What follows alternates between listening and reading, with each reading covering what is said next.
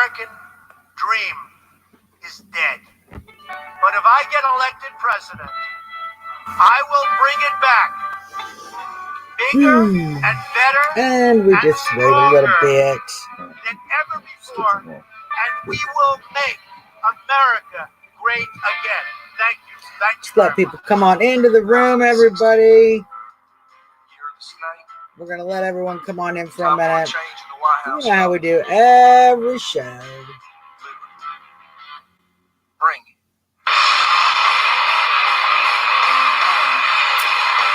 Yep, if you are in the room, just click the share button. Let folks know we're here. Because, you know, Zuckerberg does not want you to see me. At all. Don't know why.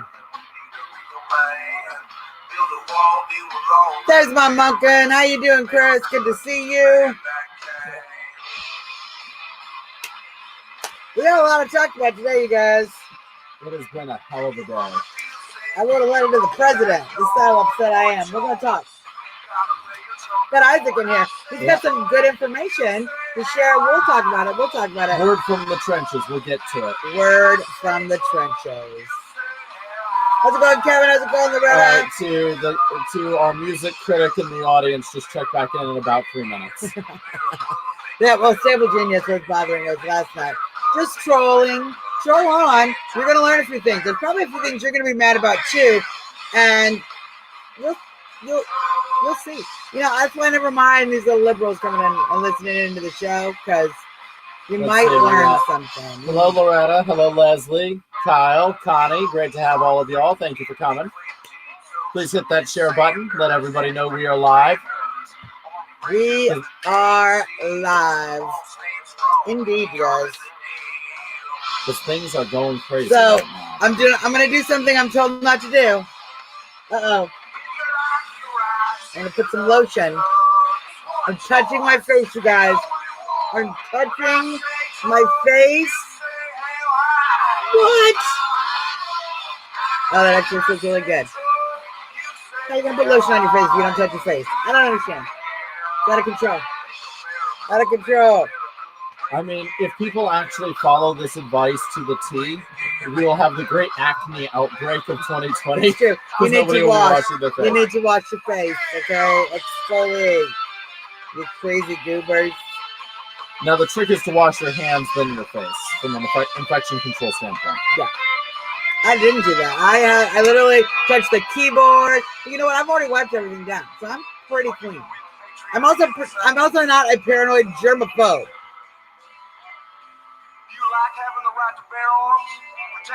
We do like the right to bear arms to protect our community. We do. Even though it's we very... live in D.C. and don't have it. Yeah, we want it.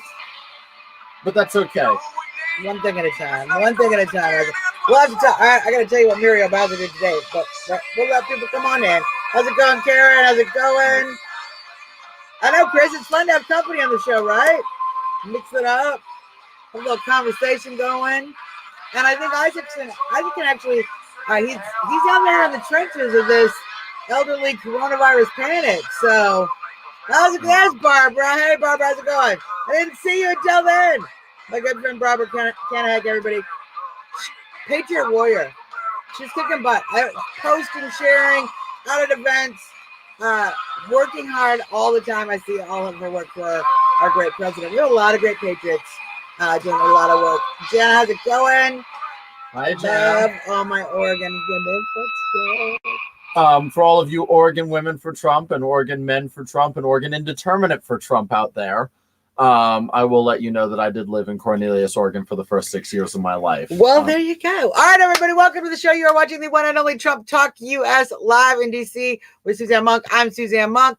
We are 8 minutes away from our nation's beautiful capital. We are 15 minutes away from the president's White House. I want to give a shout out quickly to our sponsor, sendbag.com.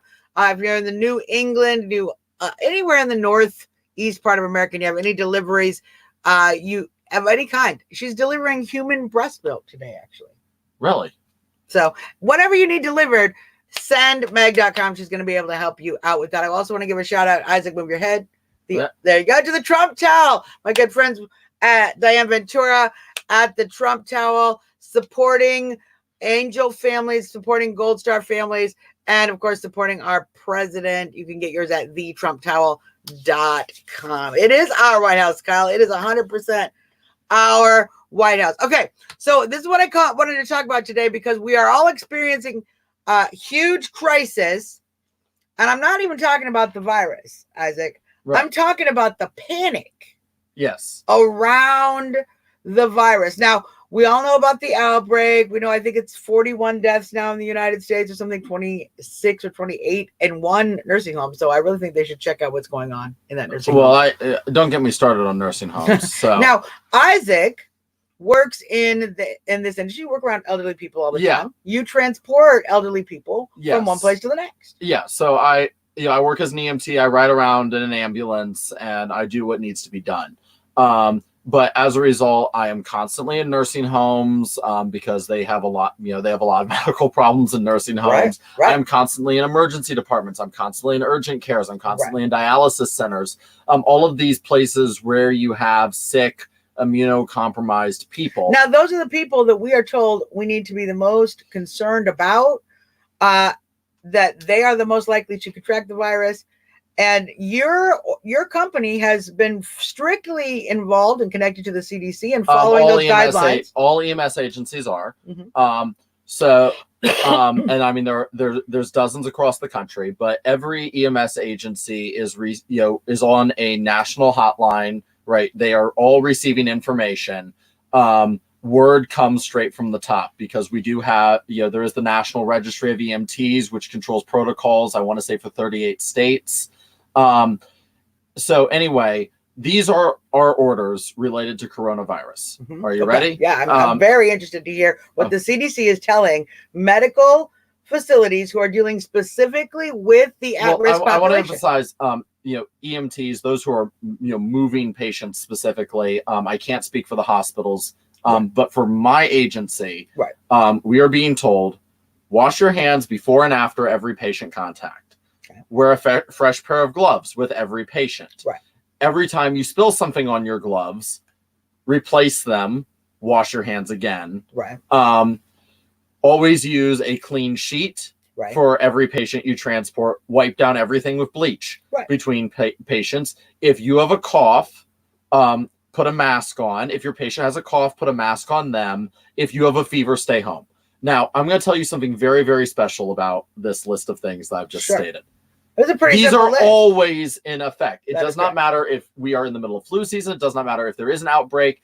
This is what you do when you are handling the sick and the injured. So you're telling me you don't go to work and not wash your hands and keep wearing the same pair of gloves over like 5 people and make them all like roll around in each other's sweat? If I did that, I would lose my license.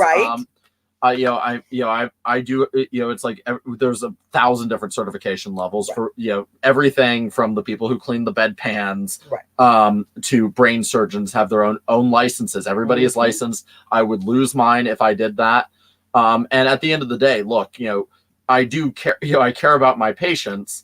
And, I took a Hippocratic oath because I am a healthcare provider, and that includes doing no harm. And the easiest way to avoid doing harm is to practice proper hygiene. And now, so you're doing all of these procedures. This certainly puts your patients at a vastly reduced risk for any sort of contagion or contraction. Clorox kills everything. Pretty simple. Back when I was taking bio classes in high school, in high school, I also did this experiment in college where we tested various disinfectants on E. coli cultures. Bleach kills everything. By the way, your natural essential oils and stuff, that's food for bacteria. Bacteria love that. It just makes them smell like lavender. But Isaac, what I found very interesting, so you're going through standard procedures and your company is operating under standard protocols. There's no panic, but there is fear and panic in your patients. You've been telling me that many of your patients are hyper concerned and are making your job a little hectic and crazy. I will tell you, so there are healthcare providers that are sort of in panic mode. One area where I've noticed a major difference is the dialysis centers right now. everybody gets their temperature checked at the door. Mm-hmm. So they'll check your temperature, and I saw them turn somebody away. You couldn't like go in if you were running a fever, but that's what they do. They say, "Are you having any coughing or sneezing?" You say no, right, and then they check your temperature. And I mean, beyond that, dialysis centers, because of what that treatment is, which is basically they take all of your blood out and they run it through a filter and they put all of it back in. That all has to be very, very clean, very, very sterile. And those are people who are dealing with end stage kidney failure. And as a result, all their other systems are compromised because because of organ failure. And those do need to be very, very clean. But I will tell you, between calls, I was in Walmart, and I'm hanging out in the Walmart, and I counted no fewer than 23 people who were wearing masks, and even more of them were wearing gloves. And so were they medical professionals? No. I'm going to tell you. So a lot of nurses on the floor were wearing masks, in various places, and this has been true over the past couple of days. But I'm contrasting this to the hospital, where we're supposed to be maintaining that extra clean environment, that extra sterile environment. And the Walmart, where I'm seeing people walk around with like construction dust masks, and gloves, and it's like who are clearly not working in construction, and I'm going to tell you that those don't help you. Correct me if I'm wrong, Isaac, but if I remember correctly, when you were listing the list of safety protocols for avoiding contraction of a disease, when you got to the part where you said, if you have a cough, put on a mask. Yes. If your patient has a cough, put a mask on them. Coughs, masks. Does it do you any good to put a mask on yourself if you don't have the cough? Potentially, because the thing is what you're concerned about is droplets. So whenever you cough, you spew little droplets of disgusting contaminated spittle into the air. The mask will catch that. It will catch it on the way in as well. But the fact is that they're not airtight. They are a limited precaution. They are not designed to be this end all be all. They are designed to be a minor. The germ can actually stay alive on cloth or fabric longer than it can on human skin, if I'm to understand. Right. Well, I mean, the reason is that it covers your mouth and your nose and prevents it from getting. Now, what if I do? What if I do that? Let's just pretend like I got a little mask here. Hold on. Let's do a demonstration. My people love demonstrations. So let's just say Suzzanne Monk, she's got a little mask on, right? And you cough, and the germs get on here, right? Yeah. Okay. Now, what happens if I do this and then do this? Scratch under the mask. Touch the mask. That is a. Has that completely defeated the mask? I don't know. So because the real point is we can't get the germ into your mouth. Now, this might protect me if people are coughing in my face, but the real thing is if I touch this, or I touch my face, or I touch where droplets have occurred, and then I touch my mouth, my nose, I'm going to still expose myself. Quite likely. But so the important thing would be, well, number one, right? Wash your hands. That is the only rule that always stands. And but at the end of the day, as far as coronavirus goes, this is not the worst thing to have come through America. Certainly not in our whole history. It is not. It's debatable whether it's even the worst thing to come through in my lifetime, which is admittedly not very long. And so, but right now, I have been talking to nurses, and I have been, going around on the ground, and are they overwhelmed with hundreds of coronavirus patients that are infected with coronavirus? No. Are they overwhelmed? Yes. What are they overwhelmed with, Isaac? Everybody with the sniffles thinks they're going to die. They're overwhelmed with a panic? What? Yes. And that is, and so it's like, look, the best thing you can do about the coronavirus is, number one, don't panic. Right. Okay. Even if you have it, you can wait an hour, or chances are several days, before it's actually a serious problem for you. And many people who have contracted it, particularly young and healthy people, might not even know they've contracted it because the symptoms are so mild, much like a cold. Exactly. So the thing is this is what I would say. This is my advice. I am not an epidemiologist. I am not a doctor. I'm giving you my private advice as a citizen, right? Because I want to make sure that I'm not accused of malpractice for exceeding the bounds of my certification. Correct. Very, very simply, if you are sick, go to the CDC website, look up the symptoms that you have, find out if they are actually consistent. Find out if, okay, is this consistent with exposure patterns? Right. And document that for yourself. If you can, take your own temperature, right? Take your own vitals if you can.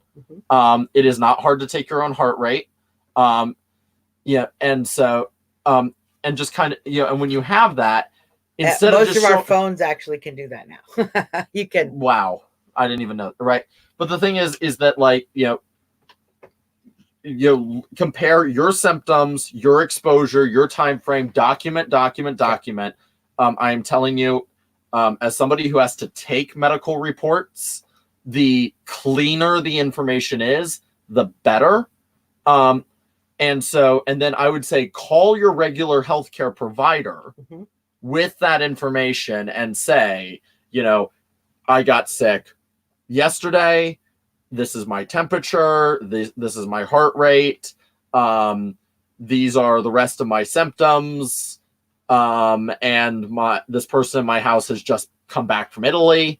And then ask your healthcare provider if you should then go get tested for the coronavirus. Well, and I know what was great about the president's press conference today was that he had set out specific measures through the CDC where we are going to be able to do mobile testing. In other words, you are going to be able to go on the CDC website, check your symptoms, receive a recommendation to go and have a mobile test done in your local Walmart parking lot.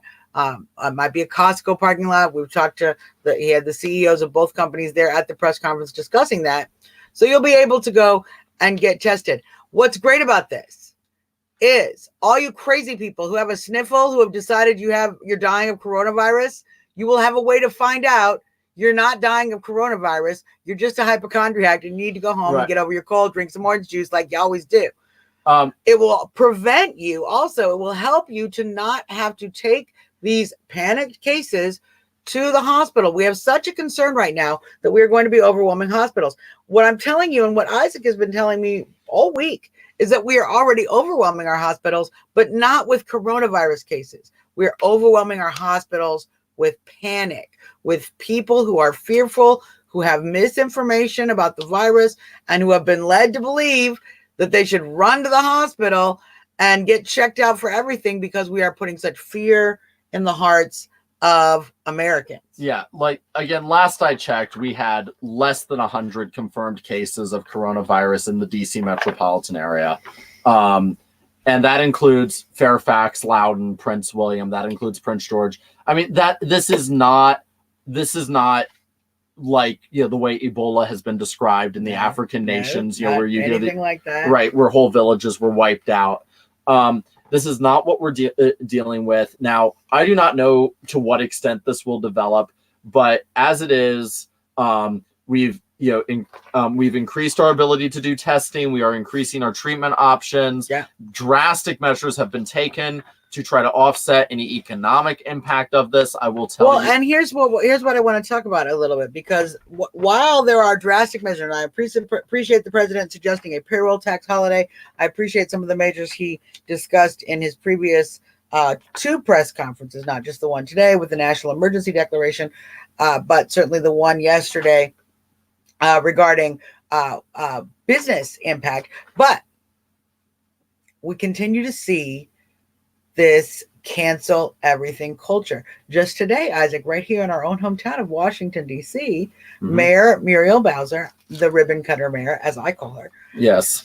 She decided to forbid any gathering of people more than 250 people in the District of Columbia. Yeah. So on that topic, it is my frankly very, very strong opinion that is blatantly unconstitutional. A regular Sunday church service can easily exceed that at a medium to large size. This includes church services. She specifically included church services. Now I'm going to ask you questions, because wouldn't that also include any nightclub that has the capacity over 200? Very likely. Or 250? Wouldn't that include any concert venue, concert hall that has the capacity over 250 people?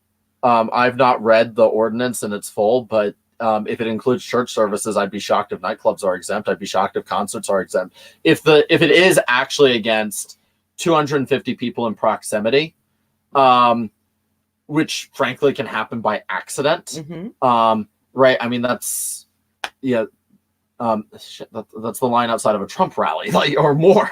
Easy. That's right. Easy. So the point is, and yes, let's start looking at these numbers. 250. That might be the number of people trying to go to a Biden rally, but that's literally the people who arrived 3 days early to go to a Trump rally. So all of this then begins to look like an ultimate attack against the First Amendment and our right to peaceable assembly. And certainly it is going to be used to prevent the president's rallies. Listen, the president could not hold, pay attention to what I'm saying to you guys. After the ban Mayor Muriel Bowser put in D.C., the president would not legally be allowed by the mayor of D.C. to hold a rally in D.C. That means every mayor that takes, or every governor, every county board that takes a similar action to ban any event more than 100, 200, 100, these small numbers, they are effectively preventing the president from holding a rally anywhere in the country. They are shutting down the president's campaign right before your eyes. And some of you, in this overwhelming sense of panic, are letting them do it. We have got to push back.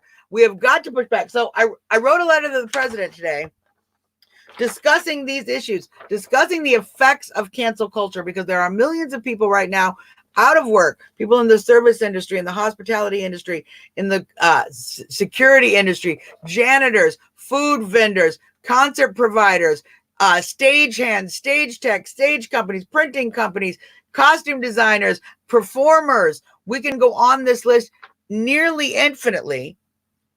All of these people are out of work. All of them are out of work. And they're out of work because of a movement on the left called hashtag cancel everything. If you don't believe me, go look up hashtag cancel everything. Read the messages that people are sharing about their intent to shut down absolutely everything, including, by the way, schools. So Governor Northam in Virginia just closed all schools till the end of March in Virginia. So this means that over the next 2 weeks, all parents are going to be required to take care of their children, either through daycare facilities that they now must pay for, or through one of the parents staying home, which means they're either going to have to cut their own work hours or even in many cases quit their jobs.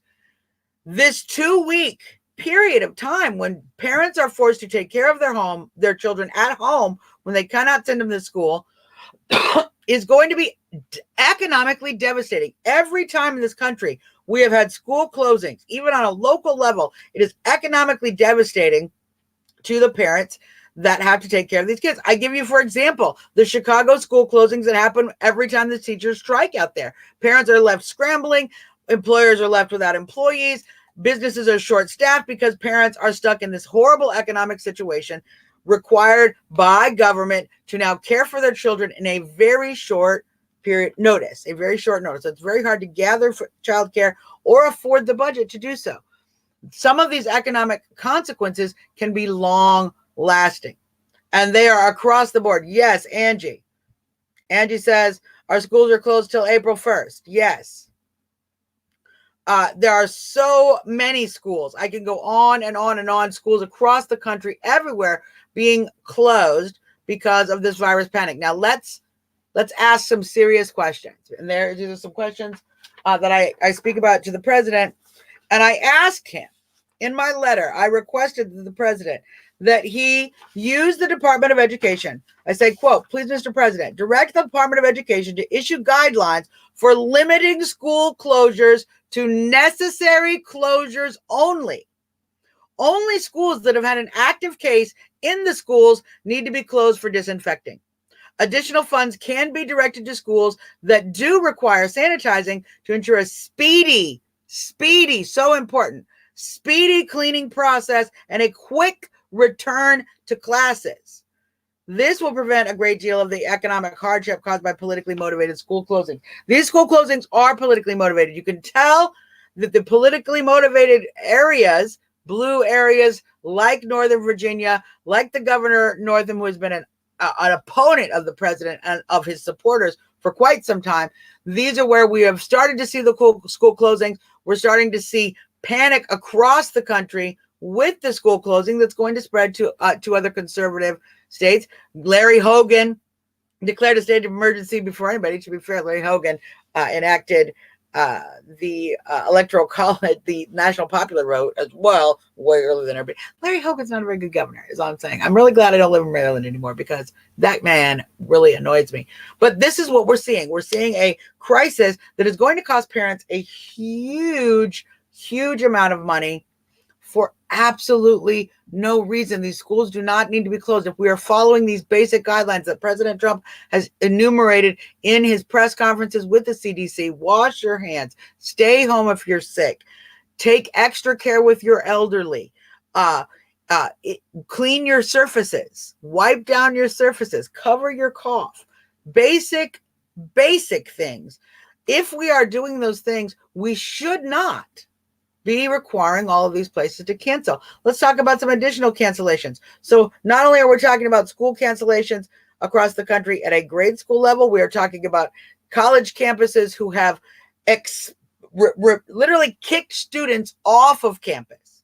So students who are living on campus, students who don't have parents that they can go home to, students who otherwise do not have facilities, literally are having nowhere to go because these campuses are being closed. These schools are now requiring something called remote learning, which is basically what you and I are doing right here. All of my little liberal trolls that are whining over here, you're remote learning right now. It's kind of impressive, but we want to do that to college campuses across the country.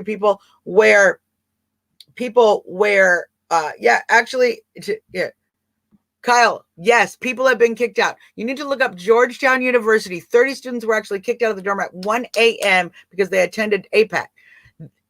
You guys got to follow basic information. You got to read more than just the articles that they're shoving down your throats. Certainly, I know a lot of my friends are sharing a lot of these articles that are talking about the negative impacts and what is actually happening. And the panic is what is set in. So, wanting to redirect the conversation, because we were talking about the new civil ordinance passed specifically in Washington, D.C. Yeah. But have been enacted in many other places. These bans on large gatherings. Yes. Which is number one, completely unconstitutional. Correct. We do have. Wait. I like to, whenever we talk about the Constitution, I have my trusty copy here. Okay. So let's just read the First Amendment, because this is what you're giving up for your panic. Congress shall make no law respecting an establishment of religion or prohibiting the free exercise thereof. We like that one. Or abridging the freedom of speech or of the press. And here's the good one. Or the right of the people peaceably to assemble. Or the right of the people to peaceably assemble. I don't see. Can you look for me real close? Eyes, maybe your eyes are breathing. Do you see, unless it's more than 250 people and there's a virus in there anywhere? I do not see that there. And as it is, the question, I mean, and while they're talking about this pandemic reasoning, right, because that has frequently been given as a reason to have exemptions in the Bill of Rights that the Supreme Court has handed down, is national emergency. I don't believe that we have sufficient evidence that coronavirus is a justifiable national. We didn't shut down everything when we had H1N1. We did not shut down everything when we had SARS. We did not shut down everything for the swine flu, the avian flu, the Spanish flu, the Ebola outbreak, the measles outbreak, the AIDS epidemic. Did we cancel sporting events for any of those things? Not to my knowledge. Do you remember there being a ban on more than 250 people gathering in any place during any of those times? No. I don't either. So, and here's the thing, right? I mean, we're talking about freedom, of assembly here, which is necessary. But it's not simply here the freedom to protest, right? We're talking about church services, correct? And and church think about services, this, community gatherings, right? But barbecues, right? Weddings. But take a step back, from the coronavirus controversy. The question here is what is the mechanism for determining, one, if you are allowed to even ban gatherings over a certain size, which, generally, I think everybody agrees that we do not want the federal government to have the power to do that. We don't really want local governments to have the power to do that. That's correct. For the precise reason that, frankly, nobody in this country trusts any particular faction with that kind of power. If you read the Federalist Papers, the system is largely built on distrust. It is largely built on preventing the monopolization of power in a particular faction. It is very, very difficult to acquire power in this country. It requires a broad, sustained coalition over an extensive period of time. But for instance, part of the reason our tradition of churches being tax exempt, which was not always true in this country. There was a time when churches were not necessarily tax exempt. You had for instance, you had the Congregationalist Church in Massachusetts. That was the established church. They were taxing, I want to say, the Baptist. And the Baptist wrote to Thomas Jefferson saying, we do not believe that we should be forced to be taxed to pay for the salary of a clergyman that we do not support. Right, sure. And Jefferson supported the Baptist and lobbied for that change. Well, the point actually, I feel like it's in the weeds a little bit. No, I feel like it's a little in the weeds because now we're in math. Get to the point. But what I'm saying is that, and the reason being, Jefferson argued, is that if you can tax the church, you can destroy the practice of that religion through taxation. Right. Well, if you can prevent assembly, right? We have the largest national Catholic pilgrimage site in the United States, here in Washington, D.C. This is a church that seats easily 8,000 people.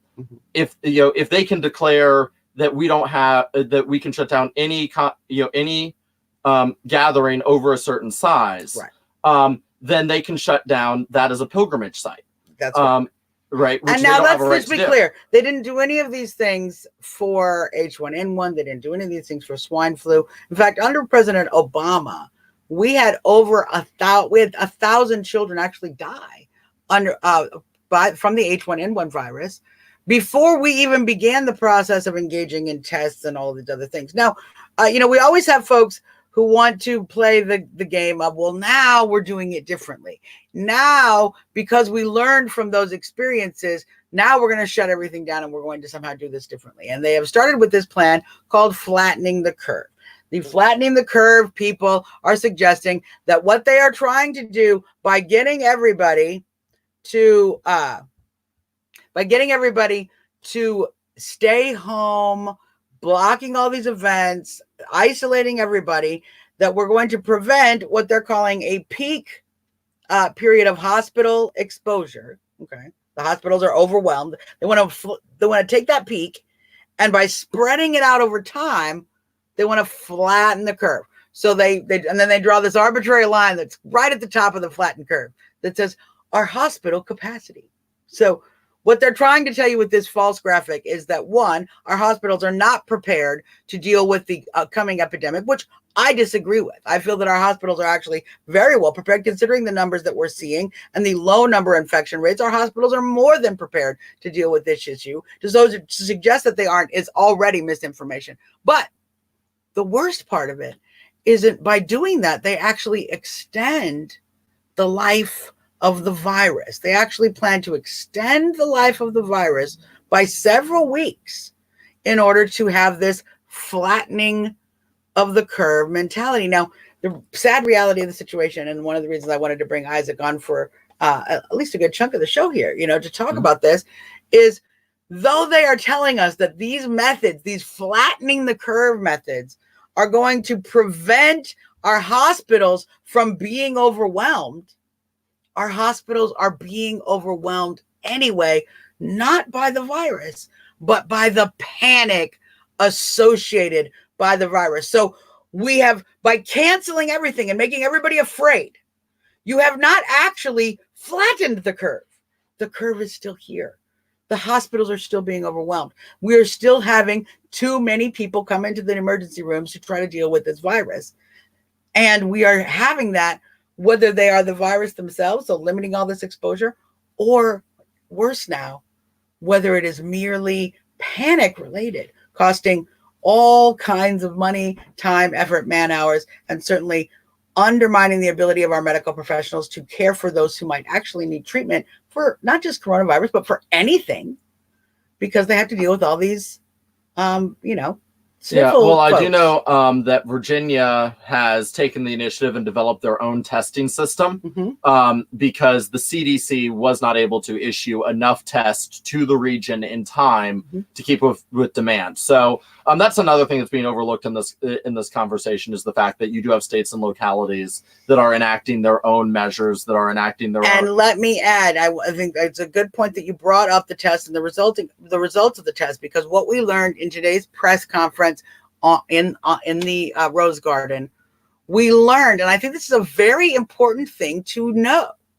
Once we have gotten the tests, once we have started to give people the tests and actually are testing people, the rate of infection is not going up. We're not what many people have feared. Oh, we're testing people now, we're finding coronaviruses everywhere.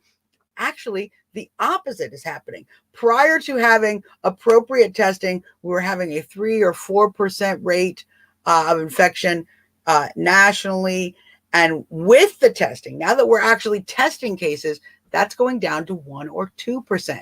We are finding that once you are tested, it is very likely that you do not have the virus at all, that your symptoms are another cold, another flu virus. There are several very strong strains of flu going around this year, in fact, that have some similar symptoms to coronavirus, others different symptoms, which is why the CDC has put out very specific guidelines. You can go look at your symptoms, measure your symptoms against sound information, determine if you even have the capacity to possibly have contracted coronavirus, and then get tested without having to go to your medical facility. I hope this helps. I hope this helps, because this flattening the curve thing, by canceling everything, the NBA canceled, NHL canceled, Capital Tours canceled, hundreds of conventions, thousands of conventions nationwide, church services, school trips. I wrote the Houston Rodeo, several of the St. Patrick's Day parades. Yep. So we are seeing massive cancellations, millions and billions of dollars in losses will be incurred by these cancellations, entirely unnecessary, because it is based on the panic, the same panic that had our numbers inflated. And we're now actually discovering our numbers are nowhere near that high. Yeah, I mean, I think that, so with the stocks, obviously we had a big crash, everybody panicked, which, by the way, now is a great time to buy because everything's on sale.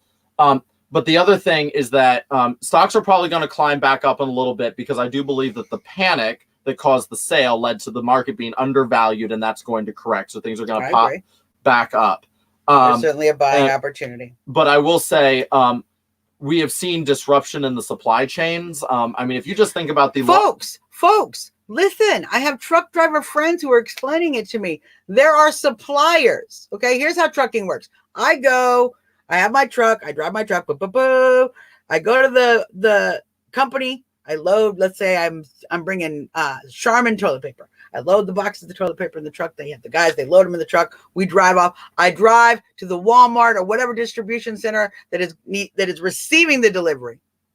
And then I unload it. Now, companies, both on the supply and on the delivery end, are requiring drivers to prove they haven't been in a coronavirus area. And if they have been anywhere near a coronavirus area, arbitrarily decided by the companies, not by any actual information, CDC related or government related, even state related. If you have been in an area determined by the company to be a hotbed, they will not let you pick up or deliver the load. Well, yeah, but when I'm talking about these disruptions, I want to pause that. I want to pause that. I want to just repeat that. They will not let our truckers pick up loads and deliver loads because the trucker himself may have driven through an area where someone might have had coronavirus. That's how they're going to shut down the supply chains. You guys are worried about all this toilet paper you're buying off the shelves. And yes, many of these stores are restocking. But what we're actually seeing in the trucking industry is a real problem that the panic is now causing disruptions in supply. Yeah, well, and also the other thing is that you have so many people that have lost so much money. And, you know, I mean, I'm not losing money. I'm getting overtime right now. But, you know, I know several people that have lost money directly due to canceled gigs, canceled contracts, canceled events because of coronavirus panic. Well, and I want to bring this up here. This is going to lead to a spending crunch. Here. So in a few... Chris McDonald says, once a year fundraisers in my little community are all canceled. We all lose. So animal hospitals, children's organizations, local Kiwanis clubs, all kinds of organizations that our communities depend on a regular basis to take care of our parks, to protect our environment, to protect our monuments, to protect our way of life. Fundraisers are being shut down. Campaign fundraisers are being shut down. Door knocking is being shut down. So the election is actually being put on hold. Well, I do know that the Louisiana has filed to move their primary back. They are, to my knowledge, the first state to do this. So the Louisiana Secretary of State has announced this. This is a very frightening precedent. Mm-hmm. I do believe that the state of Louisiana in this case is acting in good faith. But again, I'm talking about, you know, what are the effects of the pandemic and what are the effects of actions taken in reaction to the pandemic? Right. And we are seeing a very, very aggressive unilateral concentration of government power in very unprecedented ways, right? This flattening of the curve. This is an unprecedented technique. I'm not talking about the infection rates on that front, right? I am talking about, are we really, is this going to be? Is it legal to cancel everything? Is it legal to prevent people from gathering in groups of 250 or more? Is it acceptable or rational to close down all of our schools, to shut down our sporting events, to shut down basically the entire event industry? Is that actually going to give us the benefit versus the overall costs? My grave concern about this is that those economies are not going to recover. And when you say, oh, Suzzanne, in a few weeks, business will all come back to normal and they're going to recover. Well, unfortunately, South by Southwest Film Festival may never recover. The organizers of South by Southwest Film Festival had to cancel the festival due to the coronavirus panic. They do not have insurance that will cover coronavirus panic. So they are of no way to recover the costs, the extensive costs of hosting this event and then not being able to collect ticket sales from the revenue goers. So that event may never return. But I mean, also think about this, right? You know, so I moved up here from Charlotte. Charlotte is NASCAR country, right? We have a raceway down there that seats over 100,000 people. You know, and when we have a race, 100,000 people will come to there, and you know, and a lot of them are from out of town, and they'll come in and they'll spend their money in the city, right? And this does a lot to support the bars of Charlotte and the restaurants of Charlotte, right? And to support the culture of Charlotte, like it's. Well, on the Houston radio was actually a very similar situation. In fact, young children who, you know, let's just understand it's not just a rodeo. You city folks think rodeo, and you think, oh, there's like, you know, bar cage, and then they put the bull out there and they ride and they go, woo. There's animals, there's animal competitions, there's livestock competitions, there's all sorts of food, vending, other family activities. It's like a holiday. It's like a holiday. People. Local businesses make tons of money. In fact, in many cases, 40, 50, 60% of their annual income comes from these annual big events. Yeah, well, so we have young people. We have not just young people who now have lost their money raising their animals. That animal can't be resubmitted next year. It's too old. Those things are finite and annual. They cannot be redone. Our St. Patrick's Day parades across the country, they cannot just be done at a later date.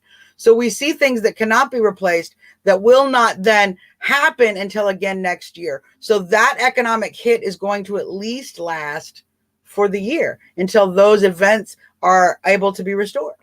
Yeah, and I say, and it is like at least a year, and this is going to be rough. I do think that there is going to be a recovery, really, if for no other reason that the damage appears to be relatively evenly distributed, and is not clearly concentrated in one industry. I mean, obviously, the entertainment convention industry is being hit probably the hardest. And I think that's a good point, Isaac. Because I have a few minutes here. I want to read my letter that I wrote to the president. I think it certainly speaks to each of these points that we've been talking about tonight, and it outlines three specific actions that the president can take to help mitigate this. So, if you will allow me, I will read to you now. Dear President Trump, I am writing to you out of grave concern for our nation during the economic crisis caused by the coronavirus. First off, let me say thank you for your quick and thoughtful response to the crisis. I am a huge supporter and advocate for you and have been since 2015. I have fought tirelessly for your election in support of your administration and am again working day and night in support of your re-election and our America First agenda. I have hosted a podcast called Trump Talk US, as we're here right now, for 3 years to tout your many amazing successes. Your response to the current coronavirus crisis has been exemplary, despite what the fake news says. Your decision to restrict travel from hotbed areas, your fast tracking of test development, your constant calm and sensible guidelines. Wash your hands, stay home if sick, take extra precautions with the elderly. I appreciate each of these decisions and thank you for them. You are wise to bring together the heads of industry that will help the country deal with the threat and the kind of move that only a smart businessman would do. We elected you for wisdom like that, but we also elected you for your compassionate understanding of the middle class and working class Americans. It is those Americans that I am writing you about today.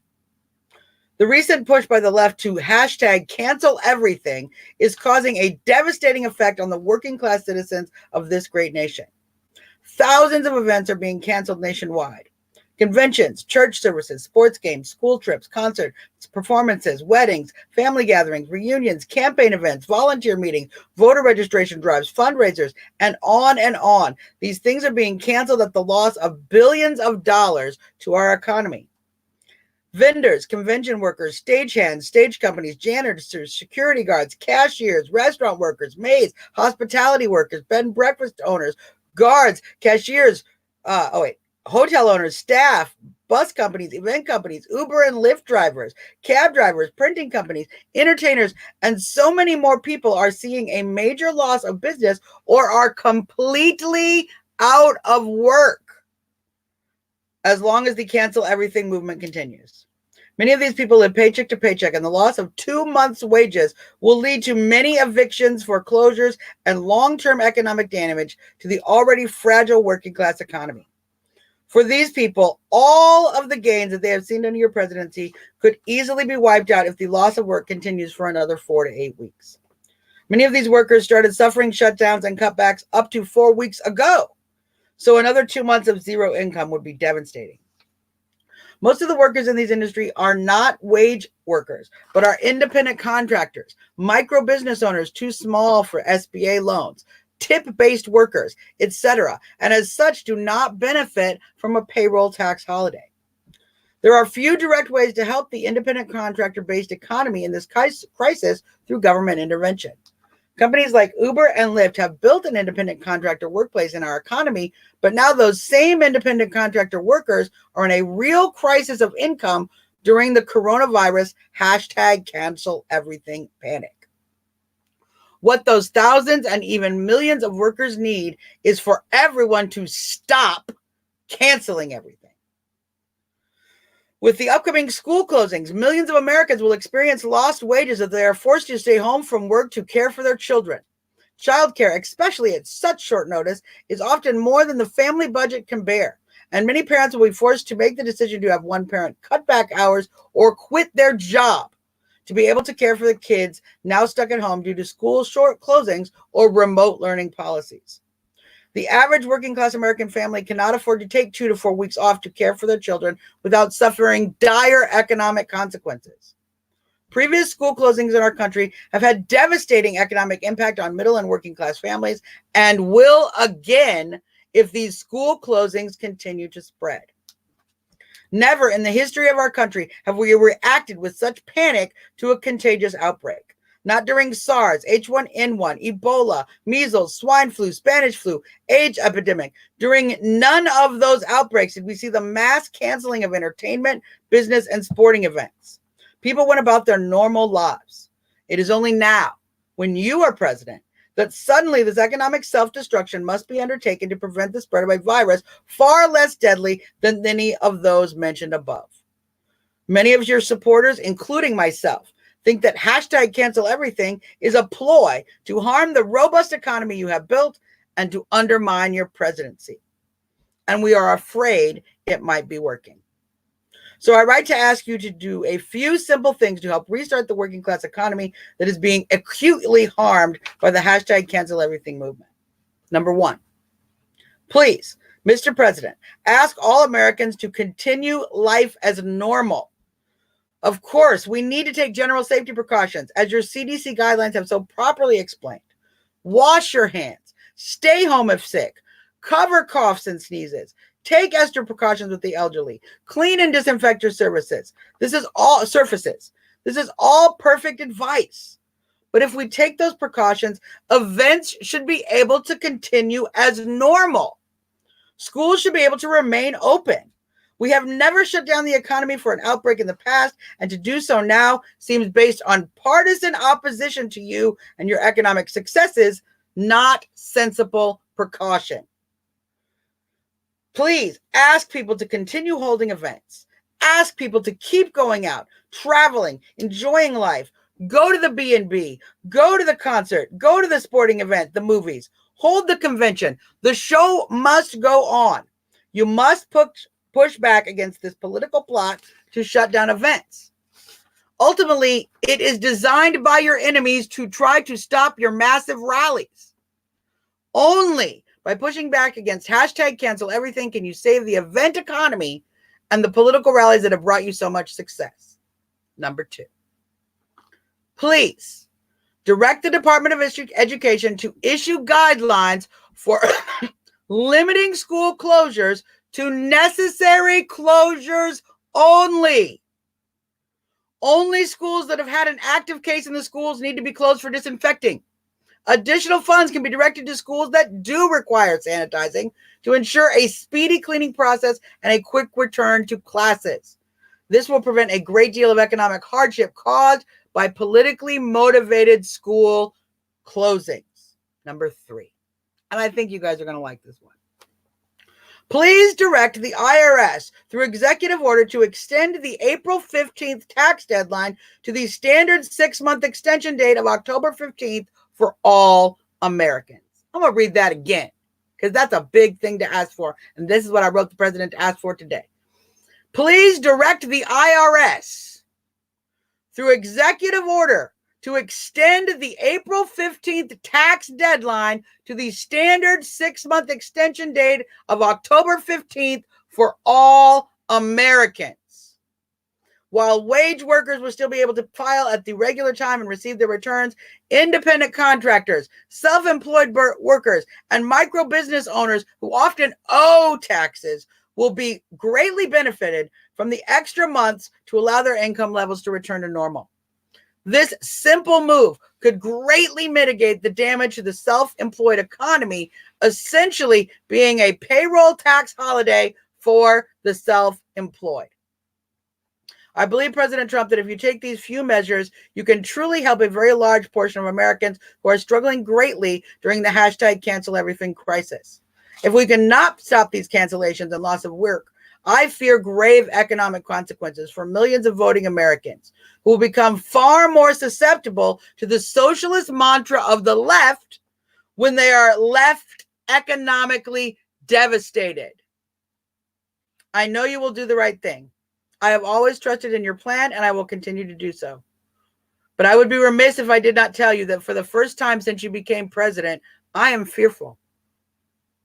I am fearful the left is succeeding in truly harming America, and I pray daily for God to use you to stop them yet again.